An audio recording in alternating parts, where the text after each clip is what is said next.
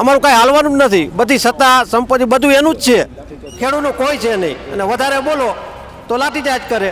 અમને ગુજરાત સરકાર જો કદાચ ખાડા આપશે ને તો જંત્રીના ભાવે અમે ખાડા પણ ખરીદશું. હવે એ સરકારને વિચારવાનો સમય ન આપવાનો હોય. અત્યાર સુધી સરકાર એવું જો ખેડૂતોને કહે છે કે અમે ટ્રાન્સમિશન લાઇનના મુદ્દા બાબતે વિચારણા કરી છે, પરિપત્ર તૈયાર છે, મુખ્યમંત્રી સાહેબના વચાણે છે, આવા ખોટા વાયદા કરે છે. ટીએમડીસી ગ્રાઉન્ડ જેવા 4 ગ્રાઉન્ડ ભરી દેશે અમે આગળ આવનારા સમયની અંદર. આ સરકાર સમજી જાય તો સારું છે. પહેલી તકે માનો છો કે અદાણી અંબાણીની સરકાર આજ લગી નહોતા માનો છો? આજ લગી નહોતા માનતા, પણ હવે માની છીએ અમે. હવે અમે માની છીએ. આજ લગી અમે જે રાહુલ ગાંધી બોલ્યા અમે દરકનાર જ કર્યું. આ ખેડૂત એક જ સહન કરે, બાકી તાકાત નથી કોઈની. પણ એટલું કહી શકું કે આ સરકાર ખેડૂતોની સાંભળતી નથી. અદાણી કંપની પૈસાના પાવર ઉપર આ બધું કરી રહી છે. અઢળક પોલીસ પ્રોટેક્શનના પૈસા ભરે છે અને પોલીસના ધાડે ને ધાડો ઉતારી દે છે. કરવાનું શું? એટલે તો અમારે આંદોલન કરવું પડશે. ઉગ્ર આંદોલન કરશે. મરી જશે ત્યાં લગી આંદોલન કરશે. અદાણીના એરપોર્ટ ઉપર તમે ગાડી રાખો તો 150 રૂપિયા ભાડું લઈએ. અમારી આ જમીન, અમારા બાપ દાદાની જમીન, અમને કાંઈ નહીં દેવાનું. ખેડૂતો 4 વ્હીલર રખડતા હોય બરાબર, પછી હાથબારના પાણીયામાંથી નામ નીકળી જાય તો શું કામનું? એ કંપની બળજબરીપૂર્વક ખેતરમાં કામ કરે છે. એ બાબતે અમે અનેકવાર પ્રયત્ન કરેલા છે, પણ અમને ડિટેન કરી અને પોલીસ લઈ જાય. પણ કંપની અને પ્રશાસનને સાંભળવું જ નથી. અમારી માગણી જે છે કે અમને કાયદા મુજબ વળતર મળે, જે કાયદા મુજબ કલેક્ટરે હુકમ કર્યો છે.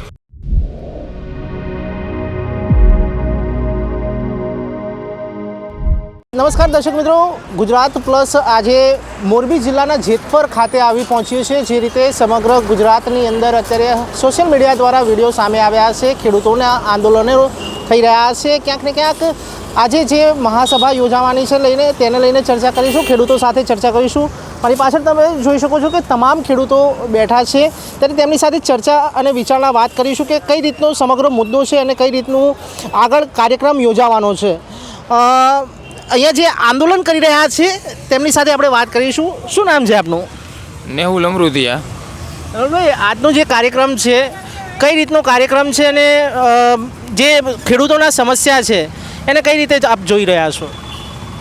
અમે જોઈએ ને તો અમારે હળવદ ટ્રાન્સમિશન લિમિટેડ 765 kV એવી ટ્રાન્સમિશન લાઇન અદાણી કંપનીની આવે છે. એ કંપની બળજબરીપૂર્વક ખેતરમાં કામ કરે છે.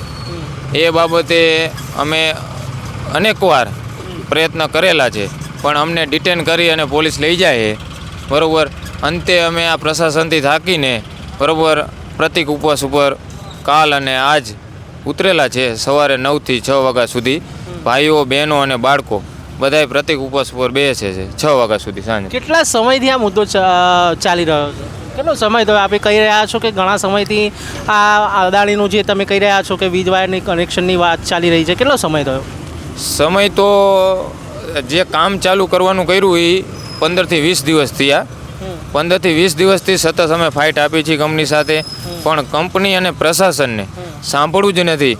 અમારી માગણી જે છે કે અમને કાયદા મુજબ વળતર મળે, જે કાયદા મુજબ કલેક્ટરે હુકમ કર્યો છે, પરંતુ અમને પરિપત્ર મુજબ વળતર આપવાની વાત કરે છે, જે અમને ખેડૂતોને માંગ અમને સ્વીકાર્ય નથી. કેટલું વળતર છે?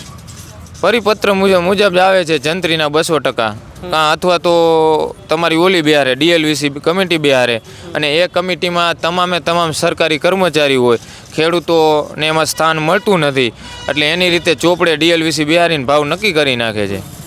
જે ભાવ હકીકતમાં જે બજાર કિંમત છે એના કરતાં ઘણો ઓછો હોય, જેથી કરીને ખેડૂતોને પૂરું યોગ્ય વળતર મળતું નથી. આપ કહી રહ્યા છો આના પહેલાં પણ ગુજરાતની અંદર ઘણી વખત ખેડૂત આંદોલનો થઈ ચૂક્યા છે. ખેડૂત એક કિસાન જો ચાહે ધારે તો ગમે તે કરી શકે, કારણ કે ખેડૂત એ જગતનો તાત કહેવાય છે. આપ જે રીતે કહી રહ્યા છો આ મુદ્દે રાજકારણના નેતાઓ જે છે, પોલિટિકલી જે આગેવાનો છે, તેમની સાથે કોઈ વાત થઈ છે કે આ મુદ્દા ઉપર કે કઈ રીતનું સપોર્ટ કરવામાં આવશે? એટલે રાજકારણ નેતા બાબતે આ લાઈન જ અદાણીની છે, એટલે આમાં તો મોદી સાહેબનું ન હાલે. એટલે બીજા રાજકીય નેતાની મારે ચર્ચા કરવી મને યોગ્ય નથી લાગતી, એટલે એ હું કરવા નહીં માગું. પણ આના પહેલાં પણ ગુજરાતમાં આંદોલનો થયા છે ખેડૂતોને લઈને, અને ઘણા વિપક્ષી નેતાઓ આગળ પણ આવ્યા છે. જી, હા, એટલે વિપક્ષ નેતા હોય, પક્ષના નેતા હોય, બધા આવી ગયા છે અમારે અહીંયા, પણ હજી સુધી અમારું નિરાકરણ આવ્યું નથી. એટલે આપ માનો છો કે કંઈ રાજકીય રોટલા શેકાઈ રહ્યા છે એવું માનો છો? ના, એટલે રાજકીય રોટલા શેકાઈ રહ્યા છે એવું થઈ ગયું છે? એટલે એવું ન કહી શકું, પણ એટલું કહી શકું કે આ સરકાર ખેડૂતોની સાંભળતી નથી. એ ચોક્કસ કહી શકું, કારણ કે આખા ગુજરાતમાં ટ્રાન્સમિશન લાઇનનો વિરોધ ચાલે છે.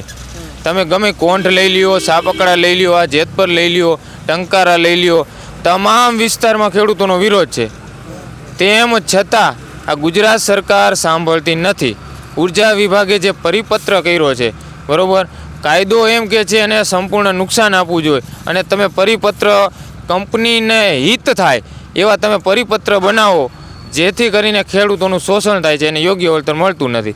એટલે આ સરકાર સાંભળતી નથી ખેડૂતોને. ખાલી આ જેતપુરનો જો વિષય છે કે આજુબાજુના પણ મોરબી જિલ્લાના આજુબાજુના ગામડાઓનો પણ વિષય? મોરબી જિલ્લાના આજુબાજુના તમામ ગામનો આમાં પ્રશ્ન કેટલા ગામ છે? આજુબાજુના 10 થી 15 ગામ છે, અને દરેક ગામના લોકો અમારા સપોર્ટમાં આવે છે.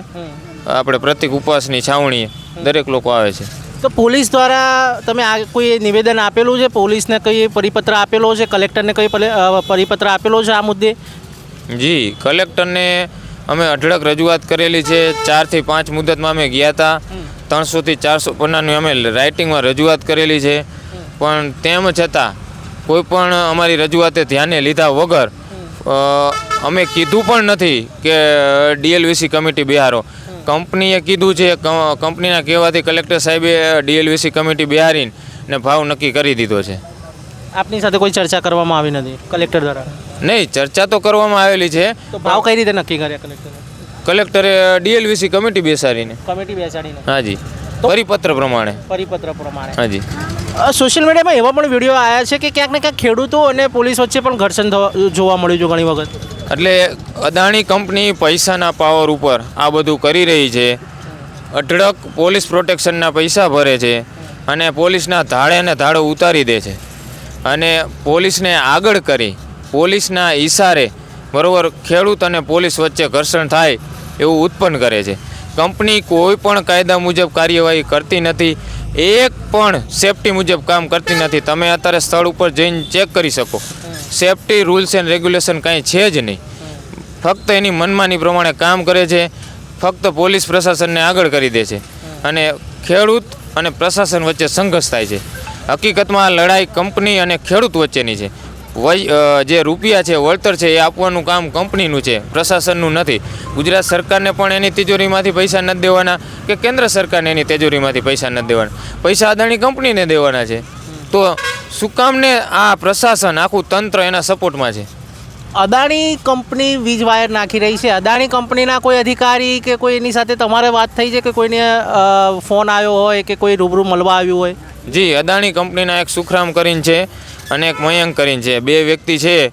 1-2 વાર ચર્ચા થઈ. અહીંયા એસડીએમ સાહેબ આવેલા 2 વખત, ત્યારે પણ એ હતા હાજર, અને કલેક્ટર સર વખતે પણ હાજર હોય છે, પણ એ દેવા નથી માગતા. એ ફક્ત એમ જ કહે છે કે કલેક્ટર સાહેબનો હુકમ છે એટલે અમે કામ કરવા આવ્યા છીએ, અને જે કલેક્ટર સાહેબે ડીએલવીસી કમિટી જે પરિપત્ર પ્રમાણે વળતર નક્કી કર્યું છે એ વળતર અમે દેશું.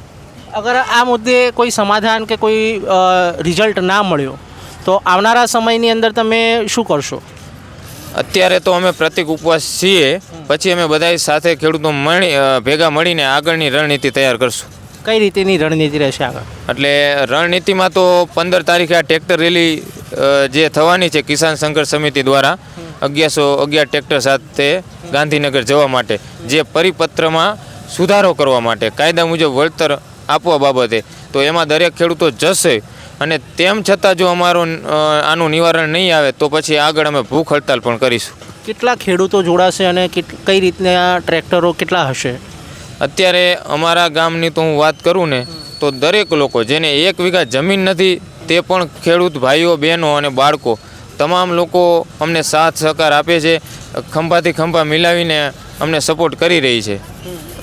પણ કિસાન સંઘ સાથે વાત કરી તો ઘણા લોકો એવું પણ કહે છે કે કિસાનો સાથે જ્યારે ખેતી કરવા જાય છે ખેડૂત, તો ગુજરાતના ઘણા એવા ખેડૂતો છે જે 4 વ્હીલર લઈને આવતા હોય છે ખેતી કરવા. ના, એટલે બધા ખેડૂતો એવા ન હોય. સમજાણું 2-5% એવા ખેડૂતો હોય જે આર્થિક રીતે સદ્ધર હોય, સક્ષમ હોય, સમજાણું. બાકી બધા ખેડૂતો એવા હોતા નથી 4 વ્હીલ લઈને આવે, એટલે એવું નથી. ના એટલે આ એક વાત છે, સરકાર દ્વારા એવું કહેવામાં પણ આવે છે કે ઘણા ખેડૂતો એવા પણ છે કે પૈસાવાળા છે કે જે 4 વ્હીલર લઈને ખેતી કરવા આવે છે. તો આ સ્ટેટમેન્ટને તમે કઈ રીતે જોવો છો? પાનિયામાંથી નામ નીકળી ગયા હોય સાહેબ, એવા ખેડૂતો છે પણ એના હાથ બારના પાનિયામાંથી નામ નીકળી ગયા છે. અહીંયા 25 લાખના વીઘા વેચાય છે, અમારે 35 લાખના વીઘા વેચાય છે. એ પતન થઈ ગયા હોય પૈસા ખેડૂતો 4 વ્હીલર લઈને રખડતા હોય, બરાબર. પછી હાથ બારના પાનિયામાંથી નામ નીકળી જાય તો શું કામનું? આપ જે રીતે રવિવારે કહી રહ્યા છો 15 તારીખે, અગર જો સરકાર દ્વારા તમને કંઈ પ્રોટેક્શન કે કંઈ સમય માંગવામાં આવશે તો તમે આગળ શું કરશો, કે કઈ રીતેનું આગળની કાર્યવાહી રહેશે? કે સરકાર તમને સમય આપશે કે ભાઈ આ મુદ્દે અમને વિચારવાનો સમય આપો, તો કઈ રીતને જુઓ છો? હવે સરકારને વિચારવાનો સમય ન આપવાનો હોય. અત્યાર સુધી સરકાર એવું જો ખેડૂતોને કહે છે કે અમે ટ્રાન્સમિશન લાઇનના મુદ્દા બાબતે વિચારણા કરી છે, પરિપત્ર તૈયાર છે, મુખ્યમંત્રી સાહેબના વચાણે છે, આવા ખોટા વાયદા કરે છે. હવે ખેડૂતો ત્રાહિમામ થઈ ગયા છે, એટલે હવે બહુ સમય ખેડૂતો આપવા માગતા નથી. આનું જો ટૂંક સમયમાં નિરાકરણ નહીં આવે તો પછી મોટા પાયે ખેડૂતો આગળની રણનીતિ તૈયાર કરશે. અમને ગુજરાત સરકાર જો કદાચ ખાડા આપશે ને તો જંત્રીના ભાવે અમે ખાડા પણ ખરીદશું.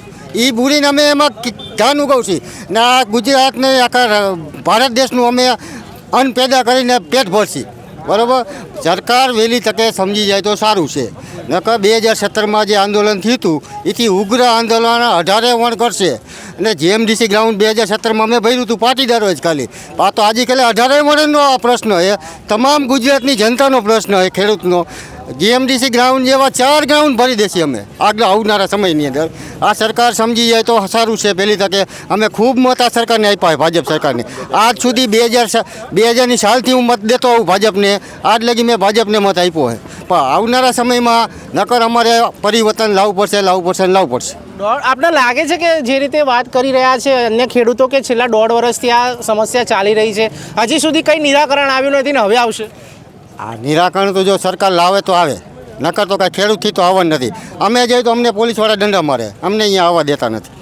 એ વિપક્ષના નેતા તો રાહુલ ગાંધી અને એ બધા તો એમ કહે છે કે ભાઈ ઉદ્યોગપતિની સરકાર છે. એ વિપક્ષના નેતા બોલે જ છે રાહુલ ગાંધી, બરોબર. અદાણીની અંબાણીની સરકાર છે.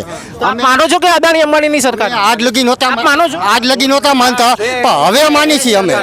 હવે અમે માની છીએ. આજ લગી અમે જે રાહુલ ગાંધી બોલ્યા અમે દરકનાર જ કર્યું, અમે ભાજપને જ મત આપ્યા. ગુજરાતના જે મુખ્યમંત્રી છે તે તો મૃદુ અને મક્કમ છે. મક્કમ છે. આજ લગી અમે એ કીધું એમ જ કર્યું. સંવેદનશીલ મુખ્યમંત્રી છે. હવે એ આ કેવો મુદ્દો લાવ્યો એ અમને નથી ખબર પડતી. અમારી જમીનો કેમ પડાવેલી અમને ખુદ નથી પડતી. પહેલી વાર આ મુદ્દો ખાયલો આવો આજ લગીનમાં આવો મુદ્દો આવ્યો નહોતો, પહેલી વાર આવ્યો હોય. અમારી જમીન કેમ પડાવવા માગે સરકાર અમને ખબર નથી પડતી. કેમ અદાણીને અંબાણીને જમીન મફતના ભાવે આપી દેવા માગે એ અમને ખબર નથી પડતી. આપે પૂછ્યું નહીં આપી જમીન છે તો? અમે પૂછી પણ જવાબ જ નથી દેતા ને. કરવાનું શું? એટલે તો અમારે આંદોલન કરવું પડશે. ઉગ્ર આંદોલન કરશે, મરી જશે ત્યાં લગી આંદોલન કરશે. જમીન આપી દીધી માની લો, તો એ જમીનનું કરશે શું? એવું તમે પૂછ્યું નહીં? તમે થાંભલા ઉભા કરે, તાર નાખે. કોઈ બી જગ્યા 100 વારનો કે મકાન આજે કોઈ બી વેચવા જતું હોય તેનો લીગલી દસ્તાવેજ થતો હોય, એની રકમ હોય, એના જે બી પૈસા ભરવાના હોય એ થતા હોય. તો હું એ જ વસ્તુ કહું છું કે તમે બી કદાચ માની લો કે જમીન આપવાનું, વળતર આપવાનું બધું નક્કી થઈ ગયું છે, તો તમે પૂછશો નહીં કે શેના માટે કરવાનું? જો સાહેબ અદાણીના એરપોર્ટ ઉપર તમે ગાડી રાખો તો 150 રૂપિયા એ ભાડું લે છે. અમારી આ જમીન, અમારા બાપ દાદાની જમીન, અમને કાંઈ નહીં દેવાનું. ક્યાં સુધી સહન કરશે આ ખેડૂત? આ ખેડૂત એક જ સહન કરે, બાકી તાકાત નથી કોઈની હો. અને કાલ અમારે તો એમ કહે છે કે અદાણીના જેતપુરમાં 200 કર્મચારી રહેવા આવવાના છે, મકાન ખાલી કરી દો, બરાબર? તો અમારે ખાલી કરી દેવાના. અમારું કાંઈ હાલવાનું જ નથી. બધી સત્તા સંપત્તિ બધું એનું જ છે, ખેડૂતનું કોઈ છે નહીં. અને વધારે બોલો તો લાઠીચાર્જ કરે. તો આમાં જાવ ક્યાં અમારે? તમારા માધ્યમથી અમે એમ કહી કે સરકારને વાત પહોંચાડો.